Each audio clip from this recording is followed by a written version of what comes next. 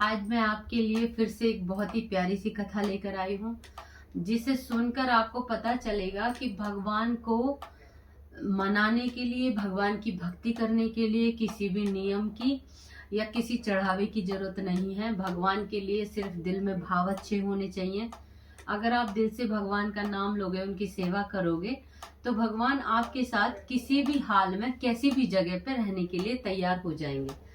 तो ये कथा है सदन कसाई की, जो सालिग्राम भगवान से मांस तोला करते थे।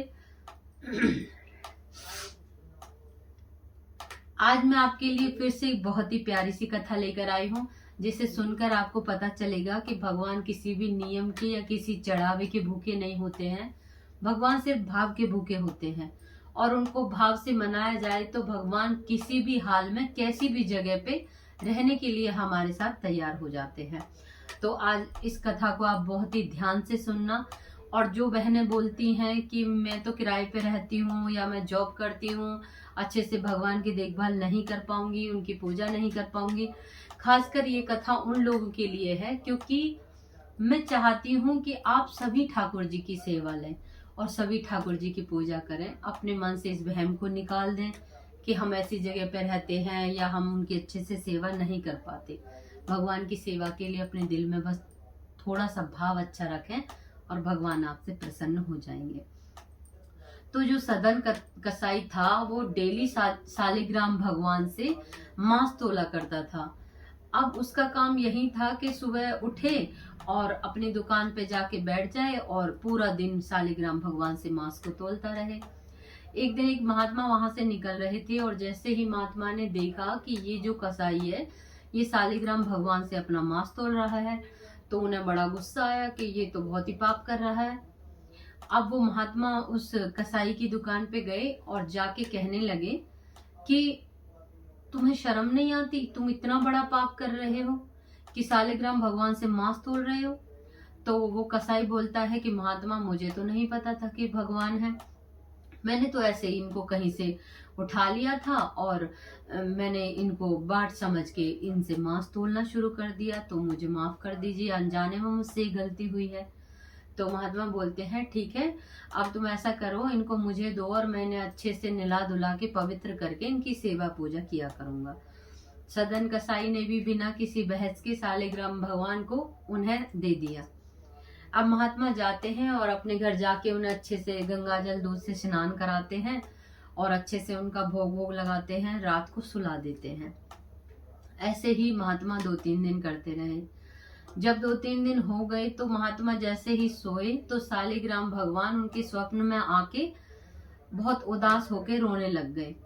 महात्मा ने सोचा कि कहीं ऐसा तो नहीं है कि मुझसे कोई चूक हो गई हो इनकी सेवा में, इनके भोग में, इनके सुलाने में। तो महात्मा बोले कि भगवान, मैंने तो बहुत ही भाव से आपकी सेवा पूजा की है, मुझसे कोई गलती हो गई क्या आपकी सेवा में, आपके भोग में?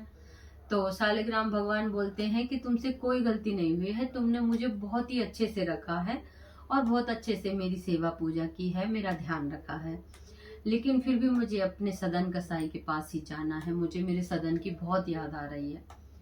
तो महात्मा बोलते हैं कि भगवान, मैंने तो आपको इतने अच्छे से रखा और वो तो आपसे मांस तोलता था, फिर भी आपको उसकी याद आ रही है, उसके पास जाना है, क्यों? तो सालिग्राम भगवान बोलते हैं कि जब मेरा सदना मुझसे मांस तोलता था और मैं तराजू में इधर उधर लुढ़कता था, तो उसमें मुझे बड़ा आनंद आता था, इसलिए मुझे उसके पास जाना है। उसकी तराजू में लोट पोट करता था, मैं वो इधर उधर लुढ़कता था, तो मुझे बड़ा सुख मिलता था उस चीज में। तो कुछ भी हो, मुझे मेरे सदन के पास ही छोड़ कर आओ। महात्मा बड़े आश्चर्य में पड़ गए कि भगवान का भी कुछ नहीं पता, वो कब किससे रीझ जाए कुछ पता नहीं चलता। लेकिन उसने भगवान की बात को मानकर सुबह उठते ही सालिग्राम भगवान को लिया और सदन कसाई के पास पहुंच गए। वो जाके कहते हैं कि लो भैया, मुझसे तो बहुत बड़ी गलती हो गई जो मैं सालिग्राम भगवान को तुम्हारे पास से ले गया। तो सदन कसाई बोलते हैं कि ऐसा क्या हुआ महात्मा, और आप ऐसा क्यों कह रहे हैं? तो वो बोलते हैं कि भैया, रात ये मेरे सपने में आए और बहुत रोने लग गए, उदास होने लग गए, बार बार मुझसे एक ही बात बोलते कि मुझे मेरे सदन के पास छोड़ के आओ, मुझे मेरे सदन के पास छोड़ के आओ। अब सदन कसाई ने सोचा कि मैंने तो इतना पाप किया, भगवान को तराजू में रख के उनसे मांस तोलता था और फिर भी भगवान मुझ पे प्रसन्न हो गए, और मैं तो बहुत ही पापी हूँ, अब मैं कैसे अपने पाप का प्रायश्चित करूं, और मुझसे तो बहुत बड़ी गलती हो गई, लेकिन इतने के बाद भी भगवान मेरे पास आना चाहते हैं, तो ये मेरे कोई पूर्व जन्म के कर्मों का फल होगा।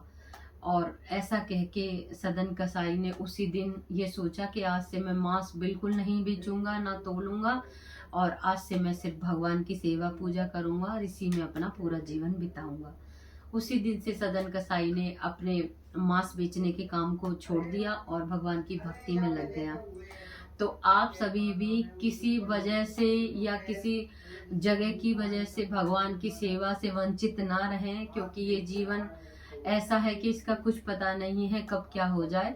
तो आप भगवान की सेवा पूजा करते रहें और अपने दिल में भगवान के लिए अच्छे भाव रखें, ताकि भगवान आपसे प्रसन्न हो। और अब सावन का महीना चल रहा है, बोले बाबा सावन के महीने में धरती पे ही कहते हैं कि पृथ्वी पर ही घूमते रहते हैं अपने भक्तों के लिए, उनका उद्धार करने के लिए। तो आप सभी भी भगवान भोलेनाथ को मनाएं और खूब जी भर के उनकी सेवा पूजा करें, ताकि आप सबका उद्धार हो सके और ऐसे ही भगवान के भजन में अपना जीवन बिताएं। आपको मेरी कथा अच्छी लगी हो तो मुझे कमेंट करें, और आगे पूरे सावन में मैं आपके लिए बहुत ही प्यारी प्यारी, बहुत ही अच्छी अच्छी कथाएं लाऊंगी। तो आप सभी ऐसे ही मेरा साथ देते रहें। जय शिव शंकर, जय भोलेनाथ।